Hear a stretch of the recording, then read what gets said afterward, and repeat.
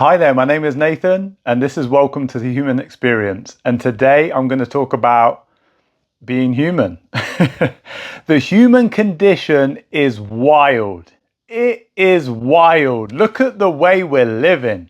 It's crazy. We're all just on this rock in space that is floating in this massive room that we call the universe. And we have no idea where we are in this room. We have no idea why we're in this room. We have no idea how we got in this room. And it's all for what? Apparently nothing. So it's quite a predicament, being human, knowing that you don't know what's going on. We generally kind of use religion, science, philosophy to try and explain the unknown. And the dilemma that we're in is that the more we know, the more we realize the less we know. And all of this is to say that even coming into existence as the individual that we are is quite mysterious. In a very kind of crude way, that two people have sex, create this new life inside them, and is born and wakes up to this world not knowing where it is and how it got here, and then later on grows up to ask the adults these same questions, and the cycle continues of life and death and not knowing. The human experience is experienced on so many levels. Part of it is experience, what you experience. So through being born and being alive, what do you go through? And everyone's experience is different. They're born in a different place, to a different family, to a different set of circumstances, and a different environment and a different time. So yeah, all these factors are things that I think about day to day that kind of help me explore not just my own human experience, but through other people's experiences, explore what it is to be in existence, basically, to exist.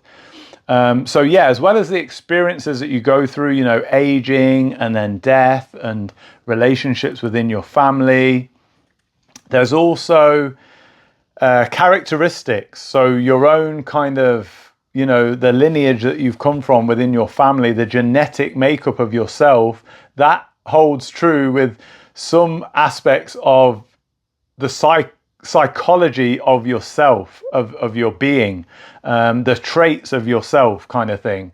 And that will have an impact on how you interact with the world. If you're almost like you're predisposed to do something, if a parent is quite anxious and that is the experience that you have as an infant, then you might end up being anxious.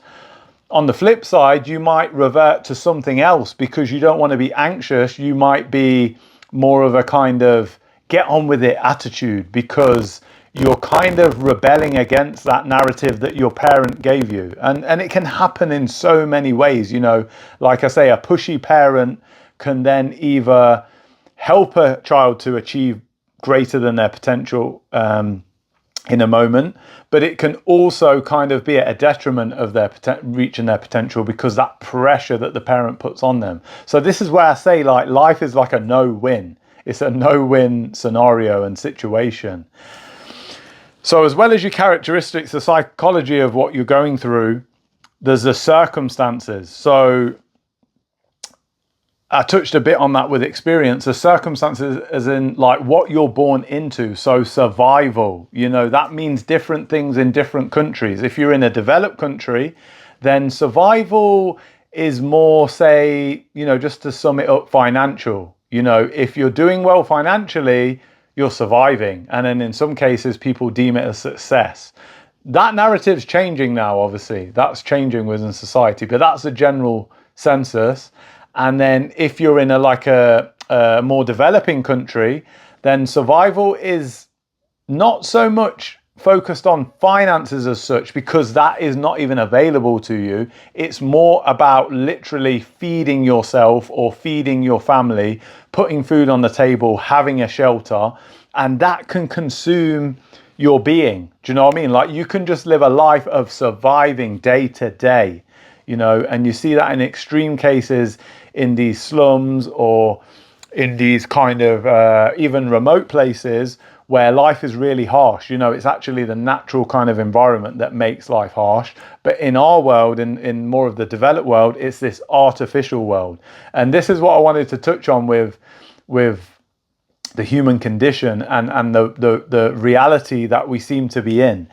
It can sometimes be that the reality between, well, I say reality, the imaginary, the fact and the fiction, the line of that is so thin, or it might not even exist when you really think about it.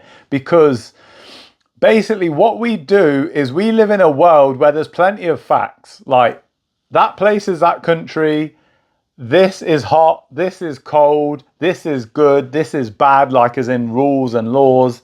But we even know that these systems are really fiction. They're made up. They're so kind of subjective, yeah, to the human condition. Like even to say something simple like what is hot. Me and the missus were talking about this. This is crazy conversations that we just have. And it was that I was saying during this heat wave in the UK that, yeah, it is hot, but that's for us because, we have a kind of a median or whatever, like a value that we want to stay at within our body temperature, which is, I think it's 37.7 degrees or something like that. It's just below 38 degrees, basically, about 37.5 degrees is our comfort zone. And obviously, if the outside temperature is more than that, then we're struggling. We start to perspire. Sometimes we can get faint and things like that. But for something like, say, a reptile, which is cold-blooded, that's like the ideal condition, because you will see that in them hot countries where reptiles live, the reason they favor them conditions is because they want that heat to heat up their body as quick as possible and get them moving and active and surviving, basically, and going out hunting and moving and finding, a mate or whatever it is. That's the conditions that they like. So a heat wave is ideal for them.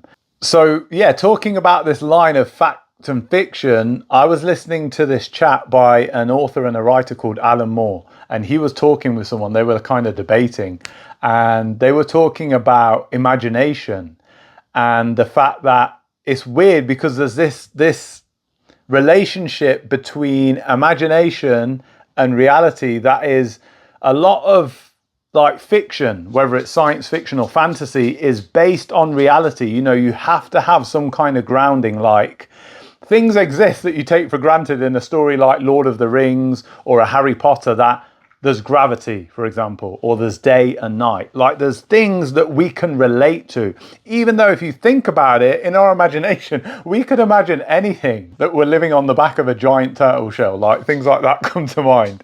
But we choose to keep it within the realm of reality as such, or of what we know as reality.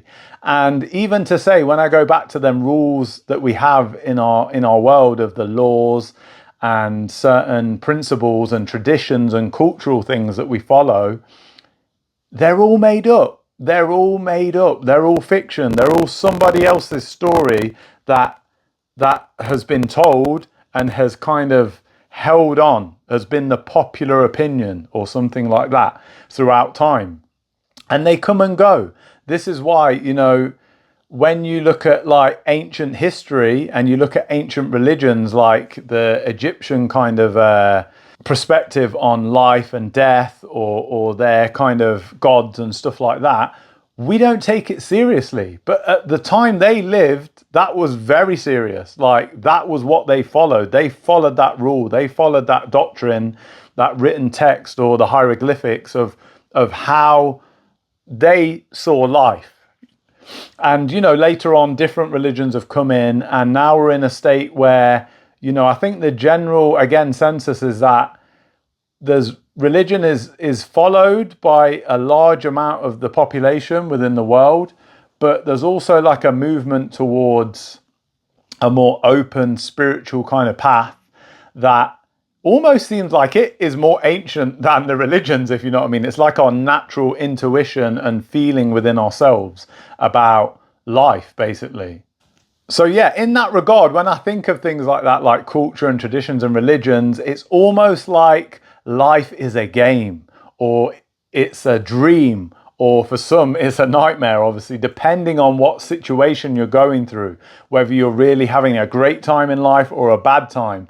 But ultimately, I think what we neglect to look at is what is our goal in life. You know, when you take away this thing that we're in now of this capitalistic world in the West and this wanting things and materialism, and we say, okay, we've got the next iPhone, the next iPhone, the next iPhone, we've got the latest TVs with high definition, ultra HD, and whatever else it's going to go into, virtual reality. What then? You know, we're going to explore space. We want to go to Mars. We want to go to the, far reaches of our solar system and then the universe. What then? I feel like these are just distractions, and they're good ones in a sense of like, progress and curiosity and all this kind of thing. But what are they stopping us from doing? And I feel it's exploring ourselves. And this goes back to the thing of when I was talking about the story we tell ourselves. And obviously I said as a collective, it's culture, traditions, things that like these holiday seasons that take place that just go on and on and on, of like we actually miss the point of why we're doing them, like celebrating Christmas or celebrating Easter or whatever it is, the holidays as such. Why are we doing it? Why do we even have this holiday booked, at work, when we can really live a life every day rather than just having a specific couple of weeks where we really live life? It feeds into that. And obviously that's on a collective, but on an individual level, it's like, what story do we tell ourselves of what is our identity? Who am I? Am I a funny person? Am I a serious person? Am I a loving person? Am I someone that wants success? Am I an intellectual person?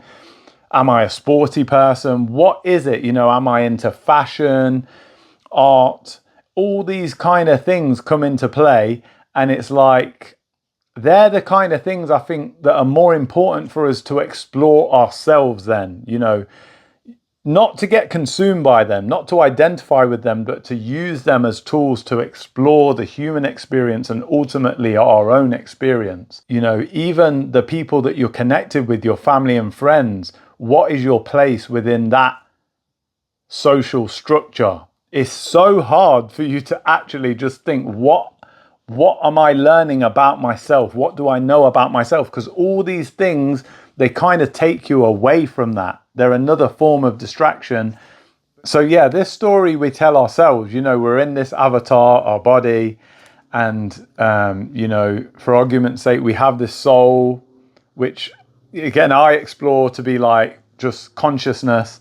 Is that an illusion, or is it myself that is in here, or am I just part of everything and I'm like seen as this individual, but I'm actually just like a ripple of life and energy that is just constantly transforming and unfolding and going through this cycle of living and not living. And even when you're not alive, for argument's sake, and not conscious, you're still here as such, as in the physical matter.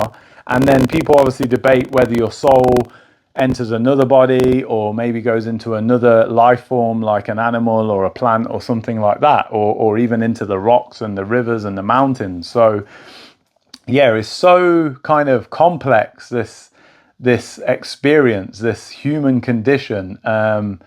It's hard to wrap your head around. But the reason I've been even exploring this within my mind is that I always then question, like, where does this lead me to? And I think where it leaded me to as an individual and as a collective is that after exploring ourselves, maybe then we get to learn what is the ultimate goal of our existence. What is the ultimate goal of being alive? And if it is to explore self, then surely we need to create an environment that does that. And this is going to feed into a bit of that kind of work life and, how society dictates what we do with government and politics and all this kind of thing, to say, when you get rid of all of that and you see this movement of people wanting to live off grid and more freely, then you get to the root of exploring yourself. And when you explore yourself, in myself, what I concluded is that you just want to fully experience life for everything that it is. So you kind of see it, and this is probably described in Buddhism, where nothing is good or bad.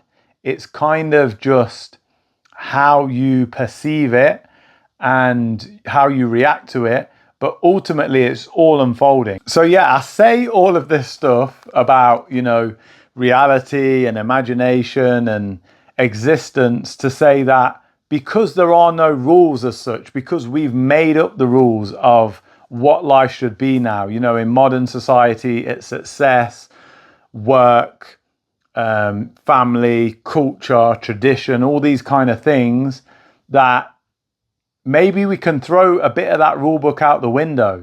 We don't want complete chaos, but to actually explore ourselves more and kind of wrestle with ourselves as such. Some people would call that your demons, but I just feel like it's the perception that we have of it. And like I say, nothing is good or bad. Nothing is right or wrong. It's just that maybe we can make life more pleasurable, more enjoyable. And it's not about being happy all the time. It's not about not accepting sad things and bad circumstances. But in one of my previous videos, I touched on the inevitability of death. And that was not to be doom and gloom. That was actually to say that the way we look at death and how I've been taught about death and funerals and how sad it is and the loss of life is actually wrong. I actually look at it now as that's a part of the life cycle. To be born, someone else or yourself need to pass away, need to go, you know what I mean? And that creates new life. So everything is renewed. And why would you want it any other way? Would you want just a handful of people that are born that just continue forever? Like, I can't think of a worse thing than to live forever. That would be torture. Even though there's some people out there now that want to get cryogenically frozen or are looking for this elixir of life. Why would you want to live forever? And it goes against nature. So I don't know why we pursue these things. But yeah, this leads me to the reason I explore a lot of these things is the future direction for ourselves and humanity. And that is maybe to live more in alignment. Like I said, with that thing of wanting to live forever, it's not natural. Many of the ways we're living is not natural. The work-life balance, society as a whole, the way we treat the planet. And therefore, we can throw a bit of this rule book out the window and not actually be held by this whole movement now of progress and success, but actually move towards more of knowledge of self, knowledge of others. I know it sounds a bit wishy-washy, but this kind of, being kind to self, which therefore reflects to others, which therefore reflects to the environment around us. If we're kinder to ourselves and others, we create a more harmonious environment. And therefore, the progress that we actually make is becoming more mature as a species. Not wanting this short gain of like creating comfort and luxury necessarily. Yes, a standard of living, so we're comfortable in that regard, but not just an ever excessive kind of living, leading to poor diets, to poor kind of image of self. This whole aesthetics industry, it all reflects the internal. This whole obesity epidemic, it all reflects the internal. The way we're viewing ourselves as not good enough or that the world's not enough then makes us crave more and more things. And that's not the way it should be. Yeah? That's not the natural way. We should accept ourselves for who we are and how we are and work to our strengths. It's a bit like if you look at the Olympics and you kind of have in your mind, you can see it now. If there's a marathon runner, they look a certain way. There's a reason, because that is the body type or the shape that helps them achieve the highest results in that discipline. Then if you look at a shot putter, they generally have a different body type and structure and a different training regime. So therefore, that's to get the results in their discipline. And that's how I feel it is for life. Do what is best for you. Do what you're good at. And in that regard, it kind of creates this wonderful place of diversity, that if someone is into maybe cooking, and then someone is into carpentry, and someone is into numbers and all these kind of things, that's fine. Just excel at what you're good at, but don't go down the route of, I'm doing this for a career. I'm doing this because it's trending. You know, there's nothing sadder than someone that has, and I've heard a story of this, that they've trained in law, they've trained in medicine, not because they wanted to, but because their parents wanted them to, or it's an expectation, or they thought that that's what success was, and are really sad. I think there was one doctor that he trained in that, and all he ever wanted to be was a dancer. And it's like, why go against your natural feeling, your gut feeling? So yeah, I hope you guys get something from this video of like, live more freely, be more free, explore yourself.